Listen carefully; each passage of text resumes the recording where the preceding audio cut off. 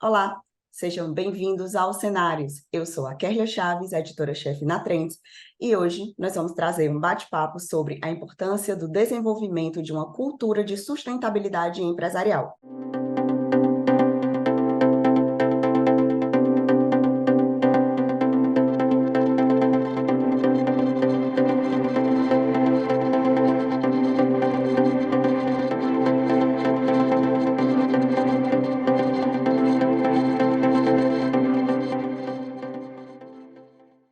A nossa convidada desse programa é a Adriana Bezerra do Carmo, fundadora da Flow Desenvolvimento Integral. Tudo bom, Adriana? Seja bem-vinda mais uma vez aos Cenários. É um prazer ter você aqui com a gente. O prazer é todo meu, Kelly. Muitíssimo obrigada. É uma honra estar aqui com vocês para debater um assunto tão relevante no nosso dia, nos dias de hoje, né? Ah, com certeza. E aí, eu já vou começar aqui o programa perguntando para você como que a cultura de sustentabilidade empresarial pode impactar positivamente a reputação de uma organização. Perfeito. Acho que essa pergunta é bem direta, mas eu queria começar, Kelly, trazendo um pouco do que é sustentabilidade, né? De uma Fica à forma vontade. mais ampla. Tem um conceito da Universidade de Oxford, da Inglaterra, que ela diz o seguinte, que sustentabilidade é não esgotar o capital ambiental, social e financeiro, né? E quando a gente fala de não esgotar, a gente está falando, de fato, de não chegar nos limites, né? Nos extremos. O problema é que hoje a gente está chegando nos limites, né? Tem um outro pesquisador do MIT, professor Otto Scharmer, que ele diz o seguinte: a gente está vivendo três grandes separações muito grandes, né, no mundo de forma geral. Uma é a separação homem-natureza, né, que a gente está esgotando os recursos naturais simplesmente pelo fato da gente, como ser humano, não se entender como natureza, né? Nem como parte da natureza. Nós somos natureza. Né? E quando a gente perde essa ideia de que somos natureza, fica muito difícil falar de sustentabilidade, porque parece que a gente pode usar todos os recursos que estão aí à nossa disposição e eles não têm fim. Uma outra quebra, né, uma outra separação que o professor Otto Scharmer também traz é a desigualdade social. Né? Então, quando a gente fala de tantos com tão pouco, né, e poucos com tanto, né, a gente vê ali uma desigualdade imensa em relação às condições econômicas, né, das pessoas. A gente vê que tem algo que também não está tão bem estruturado assim. Como é que a gente vai dar conta de sustentar esse mundo com tanta desigualdade? E a outra última grande, né, separação que ele traz, que eu gosto muito particularmente, é a separação homem com homem, né? Ou seja, nós nos separamos de nós mesmos, né? E não é à toa que hoje a gente tem uma crise muito grande, uma crise mundial de saúde mental, né? Então, quando a gente se separa da gente mesmo, como é que a gente sustenta, faz a nossa própria sustentabilidade emocional? Então, respondendo à tua pergunta, né, que parece que eu fiz uma introdução que não tem muito a ver com isso, mas tem, porque tudo fala de sustentabilidade, trazer uma cultura de sustentabilidade para as organizações fala de tudo isso, né? Fala com essa organização ter um compromisso de olhar para os recursos naturais, né, para a questão ambiental de uma forma responsável, né? Como é que ela gere isso dentro do seu dia a dia, dos seus processos, né? Desde da entrada de matéria-prima, se ela é uma indústria, até a saída do produto, o descarte dessas embalagens, né? A forma como essa organização entrega os seus produtos, faz a logística, faz o gerenciamento disso, como é que ela faz organiza também essa sustentabilidade dentro de uma empresa de serviços, né? Como é que ela olha para o social, porque o social é interno e externo, né? É interno quando ela olha para a força dela de trabalho, então, como é que ela gerencia essa força de trabalho, como é que ela dá voz e vez para essa força de trabalho, e como é que ela faz esse gerenciamento do social fora desses muros da empresa, né, atuando ali com o entorno e com as comunidades locais, né, enfim, com toda a sociedade. E dali, como é que ela faz o institucional, né, como é que ela olha para os seus resultados de uma maneira que sejam sustentáveis no longo prazo, mas que esses resultados eles venham a partir também de uma forma sustentável de gerenciar pessoas e recursos, né? Eu não gosto de colocar as pessoas como recurso, eu digo pessoas e recursos, né? Para que a gente consiga, de fato, ter uma sustentabilidade que leve a uma longevidade, né, dos negócios. Então, sustentabilidade, sim, fala com marca, fala com posicionamento de marca, né, fala com a condição dessas organizações serem bem vistas quando elas, de fato, fazem o que dizem. Né? Então, para ter uma cultura de sustentabilidade empresarial, é preciso, acima de tudo, falar e fazer de formas integrada, né, com unidade. Eu espero que tenha te respondido, E Kelly. transparente também, né? Transparente, completamente transparente. E isso é o que vai gerar, de fato, reputação, né? Então, eu acho que a gente vai conseguir trabalhar um pouquinho depois, mas essa reputação, ela não é só da marca que vende, né, o serviço ou o produto, mas é uma reputação, por exemplo, dessa marca como marca empregadora. As pessoas se conectam com ela porque elas querem participar dessa organização como colaboradores porque acreditam nela, né? E elas querem participar comprando os produtos e serviços dessa empresa porque elas acreditam nela. E para acreditar, precisa haver transparência, precisa haver uma governança bem estruturada, né? E esse, eu costumo dizer que é o dito e o feito, né? Aquilo que eu digo é de fato o que eu faço. Isso gera conexão, isso gera reputação. Com certeza. E, Adriana, por favor, fala para a gente quais são os indicadores-chave de desempenho utilizados para avaliar o sucesso de uma cultura sustentável numa organização ou empresa. Então, se a gente for por esse mesmo caminho do que é sustentabilidade, né, a gente também precisa olhar para esses indicadores, olhando esses três pilares, vamos dizer assim. Né? Então, quando a gente fala de criar uma cultura de sustentabilidade na organização, a gente precisa medir o quanto essa cultura está sendo realmente posta em prática. Né? Então, ali a gente precisa olhar para os indicadores ambientais. Quando a gente fala de indicadores ambientais, está falando dos indicadores que têm relação com a forma como essa organização gerencia, vamos dizer assim, os seus recursos naturais. Né? Então, como é que é o gasto de energia, o gasto de água, né? Como é que é o ciclo de vida desse produto, como é que as embalagens estão sendo descartadas, enfim, todo esse gerenciamento dos resíduos, né? E também dos fatores vamos dizer assim, naturais, né, como água, como energia, né, às vezes o gás, enfim, né, que estão sendo utilizados na organização, tá?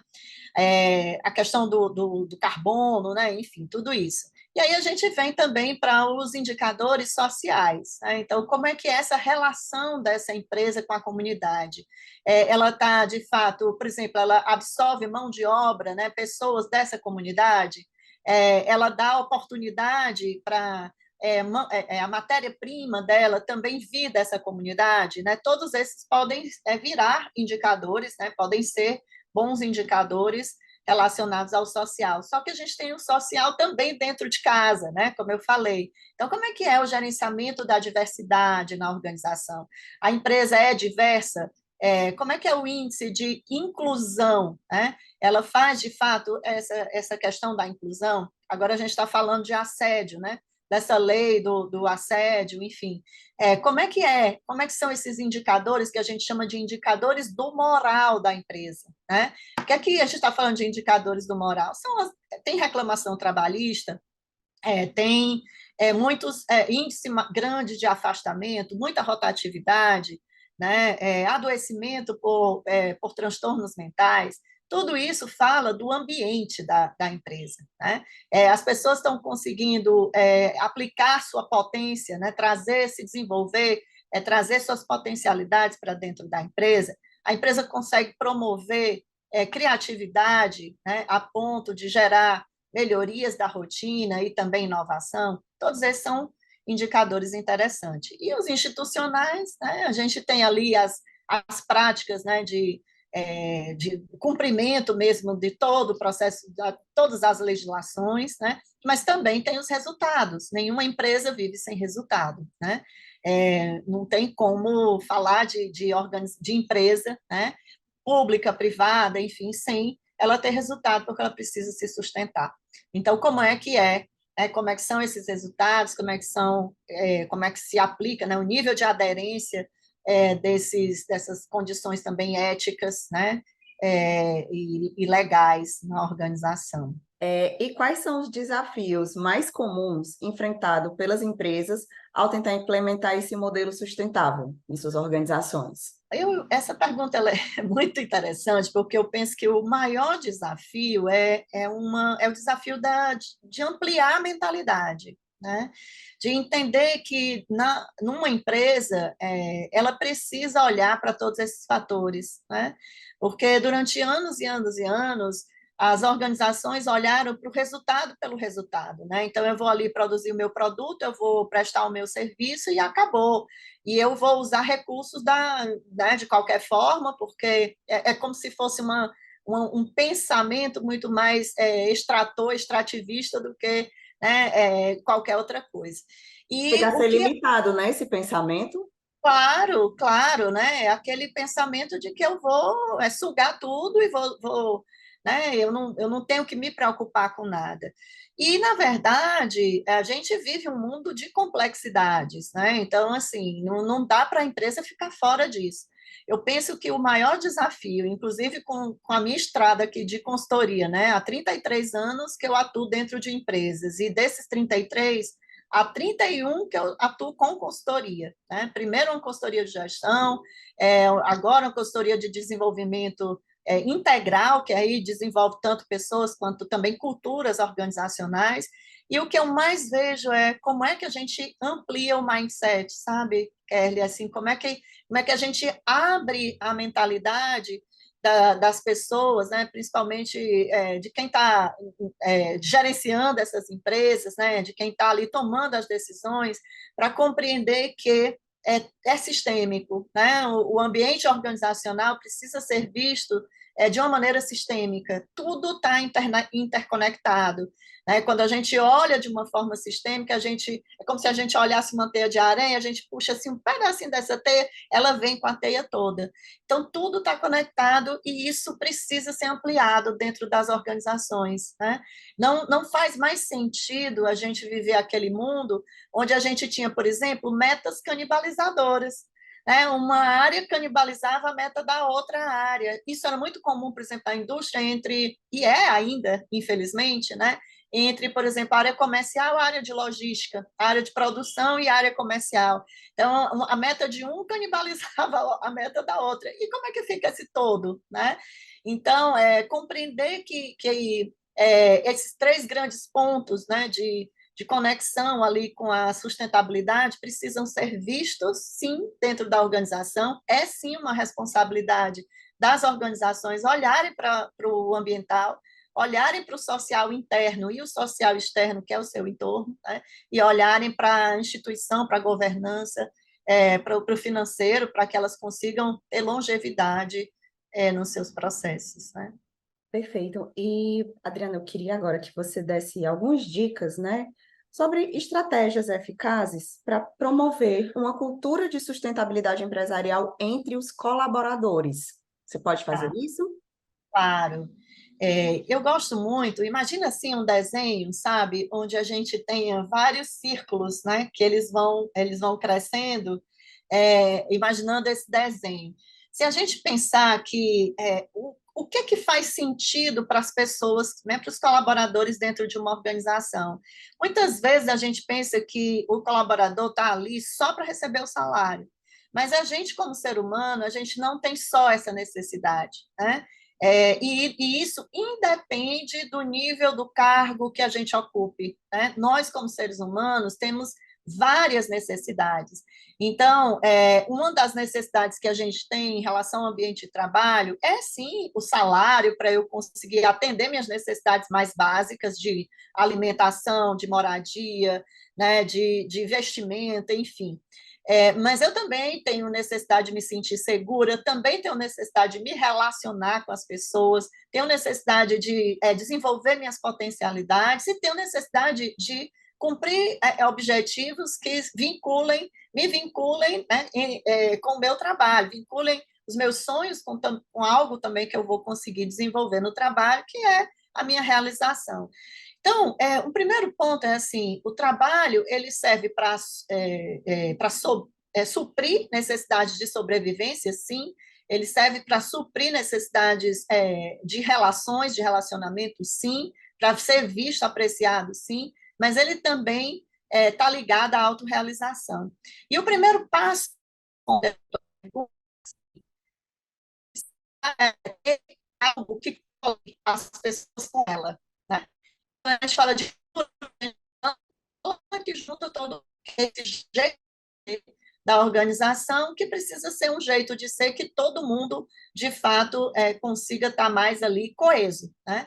Então, quando a gente fala, por exemplo, das pessoas entenderem o sentido que o trabalho delas tem, né, para elas, isso se conecta, por exemplo, com uma empresa que tenha transparência, né, e que faça, de fato, acontecer os seus elementos culturais.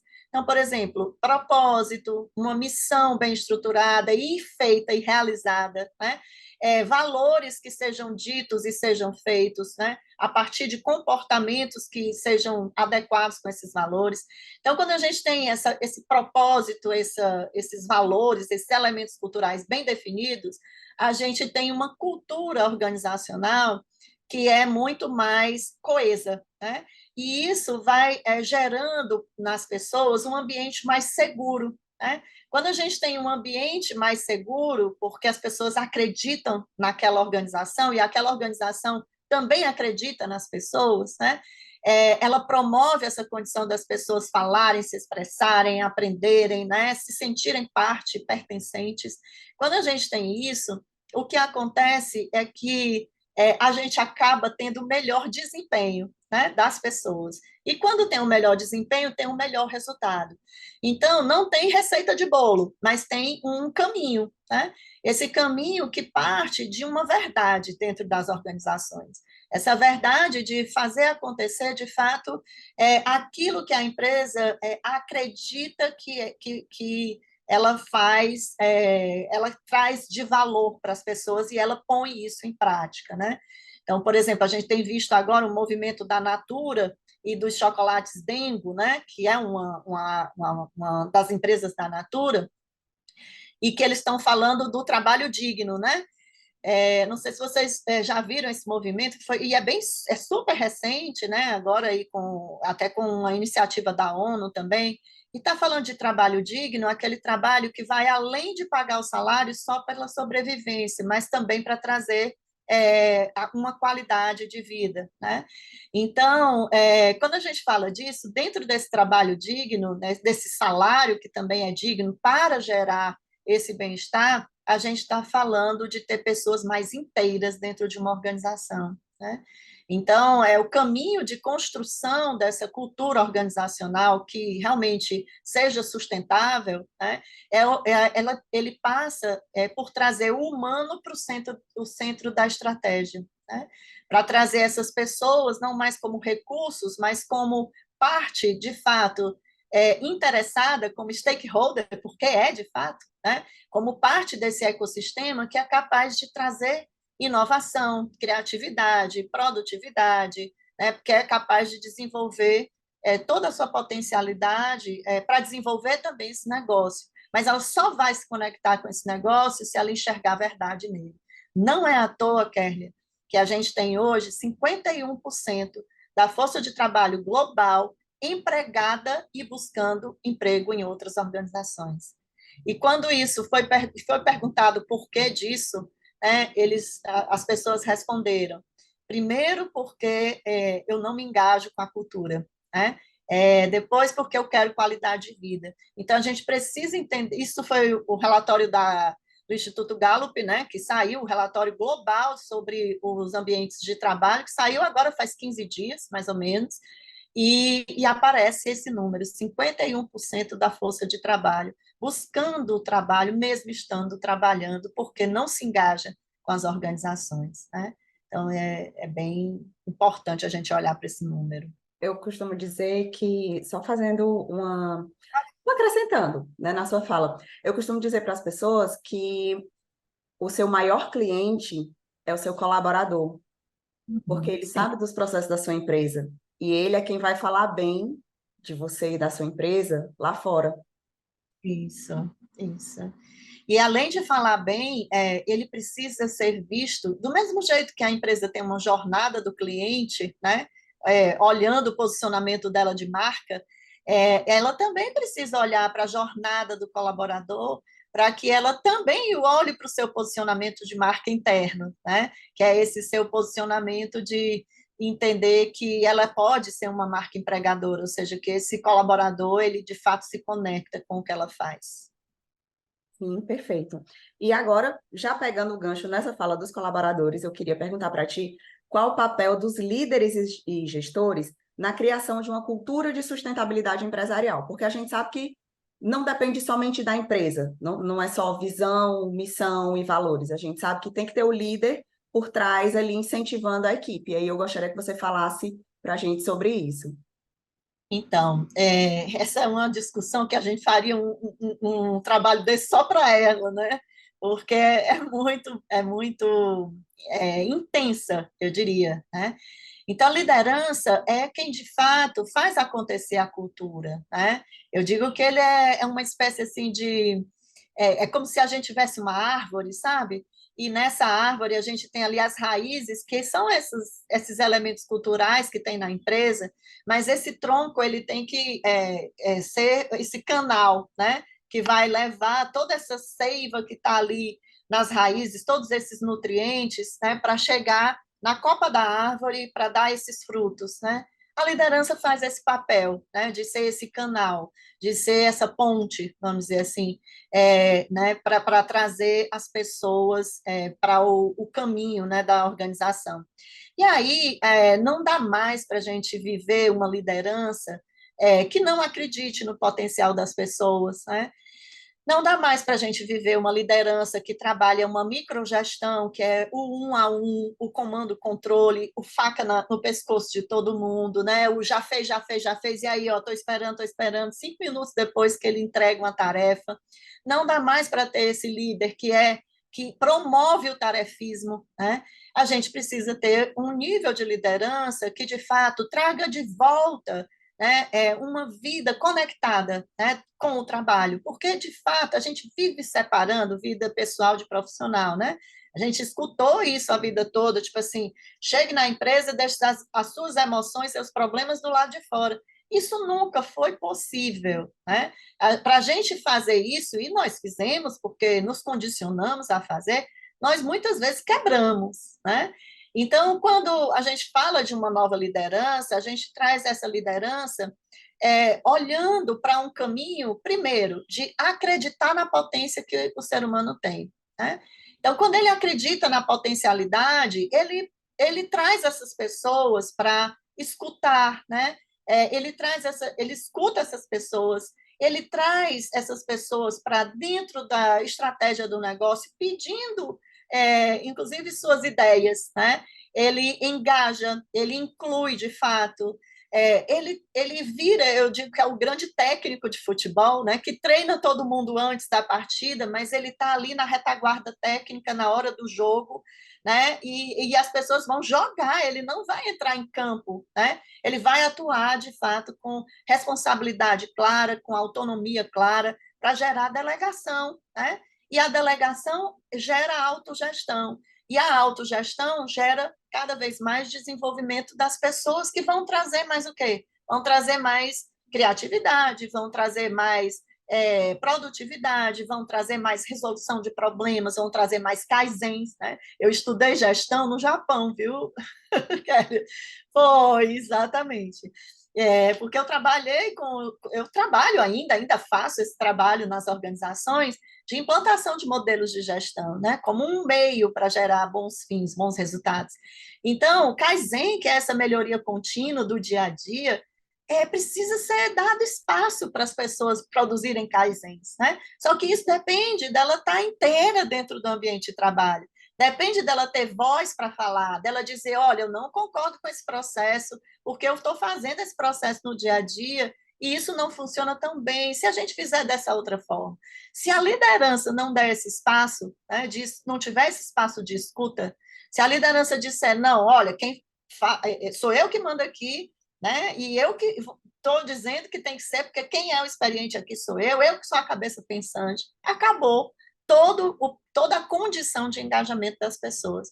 Então, o papel da liderança ele é decisivo para uma cultura organizacional, para uma cultura de sustentabilidade empresarial, porque é ele quem vai fazer a nutrição, vamos dizer assim, né, de relações que sejam mais propositivas, né, para gerar ambientes saudáveis, para trazer resultados sustentáveis.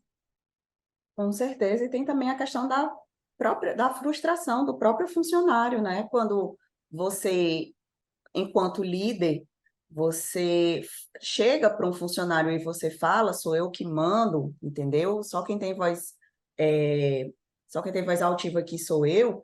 Você até impede a pessoa dela se desenvolver, dela crescer. Porque antigamente, eu não sei se isso cabe, mas antigamente a gente não tinha líderes, a gente tinha chefes.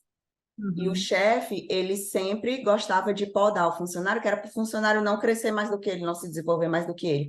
E hoje a gente já tem uma visão de líder diferente. O líder, ele vai desenvolver o funcionário para o funcionário crescer, para o colaborador crescer mais ainda. Não é isso? Isso, isso mesmo. Um dos papéis da liderança é encontrar seus sucessores, né? Então, ele precisa encontrar seus sucessores. Só que tem um outro fenômeno interessante, Kerlia, que está acontecendo no mundo do trabalho atual. Muitas pessoas não querem mais assumir os cargos de liderança, né? Isso tem sido um dos fenômenos. A gente tem visto muitos fenômenos diferentes, né? E um deles é esse. E por quê? Quando elas foram perguntadas por que que elas não querem assumir, elas dizem assim: eu não quero perder minha qualidade de vida, eu não quero dar meu sangue no sentido de adoecer, e o nível de liderança que eu tenho não é exemplo para mim. Né? Então, essa liderança antiga, né, que você traz ali num papel muito duro de um chefe, né, a gente chama aqui internamente desse chefe estrela, que é como se ele tivesse uma estrela de xerife assim no peito, né, que ele fosse tudo, ele dá conta de tudo, ele sabe tudo, ele comanda tudo, ele não tira férias, ele está o tempo todo esgotado, estressado, e obviamente a gente já sabe hoje, inclusive por pesquisa científica, né, que esse tipo de liderança ele adoece os outros, né? Primeiro ele adoece a si mesmo por um nível de estresse muito alto. Quando são homens, eles desenvolvem normalmente muita hipertensão, muitas doenças, assim, principalmente cardiológicas, né? E quando são mulheres, elas endurecem, né? Nós endurecemos, eu já passei por isso, porque eu fui gestora muito nova, com 22 anos de idade, num ambiente absolutamente masculino, um ambiente de fábrica, depois num ambiente de veículos, né? De concessionária de veículos, mais masculino ainda, eu tinha 49 homens ligados a mim, né? E eu com 24 anos de idade na época, e todos eles mais velhos que eu, então eu fui endurecendo também, né? Porque era o meu modelo né, que eu tinha. Então, a gente vai endurecendo e aí vem burnout, né, vem assédio, vem uma série de coisas, né, que só dificultam uma cultura que não fica sustentável de forma alguma. Né? Quando a gente fala de uma cultura empresarial de sustentabilidade, a gente está falando de perenidade, né? A gente está falando de um longo prazo.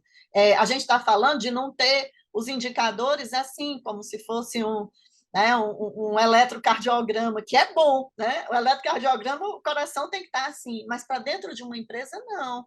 Né? Esses indicadores que sobem e descem, eles acabam gerando muita instabilidade na organização, e isso é ruim. Então, quando a gente fala de sustentabilidade, a gente está falando disso, né, de não ter tantas inconstâncias, né, e de olhar realmente no longo prazo.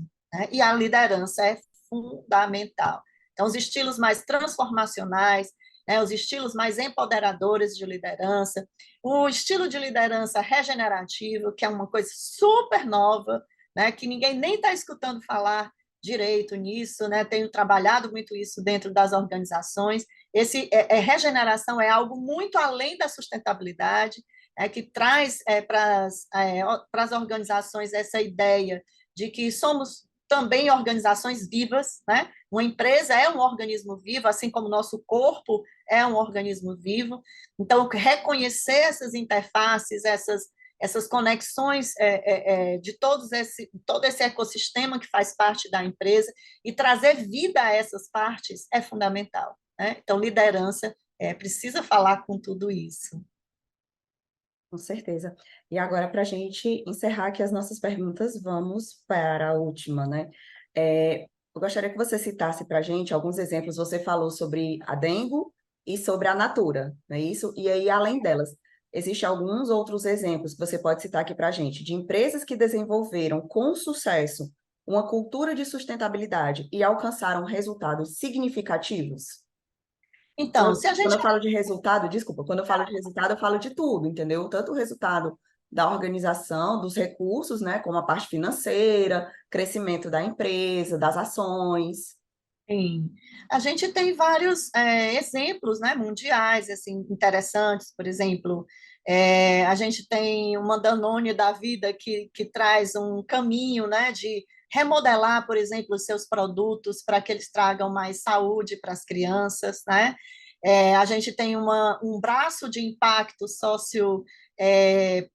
social positivo dentro da própria Danone, né? Desenvolvido junto com o Instituto Iunos, para trazer mais proteínas, mais sais minerais, mais tudo de saúde dentro de um iogurte específico que eles fazem numa linha de produção para reduzir miséria, pobreza e como é que eu posso dizer, a questão nutricional, de melhorar a questão nutricional de crianças que estão numa condição de vulnerabilidade muito grande. Então, a gente tem bons exemplos, né? Patagônia, se a gente for falar aqui no nosso estado, né?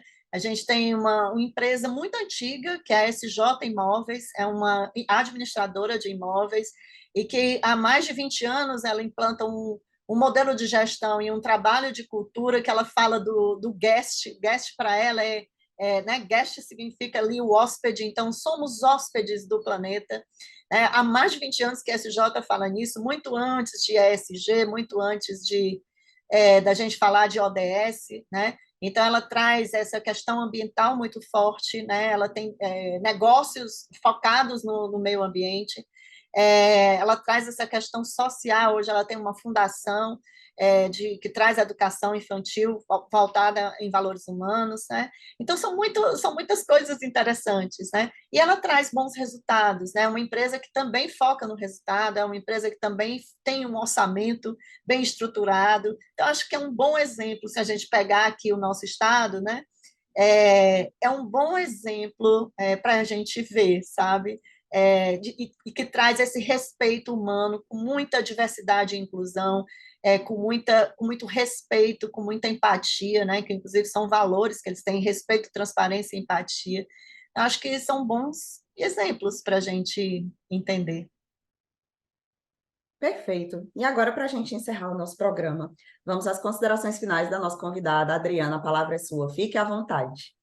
Ah, obrigada. Bom, eu só tenho que agradecer estar aqui, né? Uma oportunidade de ouro da gente falar de um tema super relevante que me enche os olhos, que de fato faz com que a gente pense qual o nível de responsabilidade que as empresas têm com o mundo, né?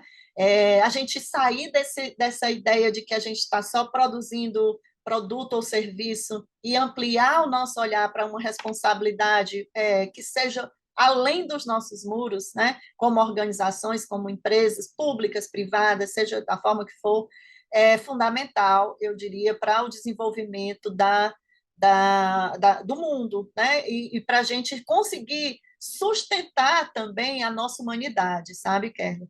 A gente sabe que está chegando no limite da Terra, né? E esse limite da Terra, ele não vem só com o limite ambiental, né?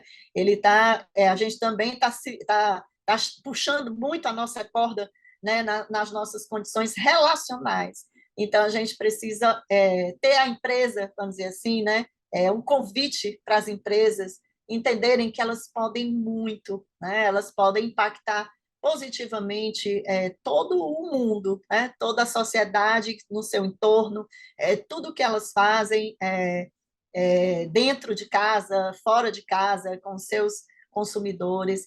Então, quanto mais responsabilidade essa empresa tiver, quanto mais mentalidade ela puder abrir, né?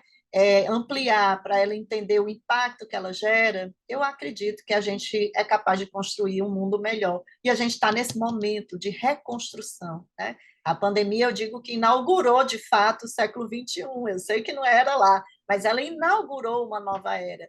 E as empresas não podem ficar de fora disso. Então, fica um convite a gente buscar novos caminhos, né? É isso. Muitíssimo obrigada a vocês.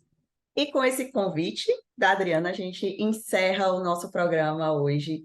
Agradecer aqui a participação dela, da Adriana Bezerra, do Carmo, né, que foi nossa convidada de hoje, e também da sua audiência. Se você gostou, curta, compartilhe, deixe o seu comentário e se inscreva no nosso canal para não perder nenhum conteúdo da Trends. E até a próxima quinta. Tchau, tchau!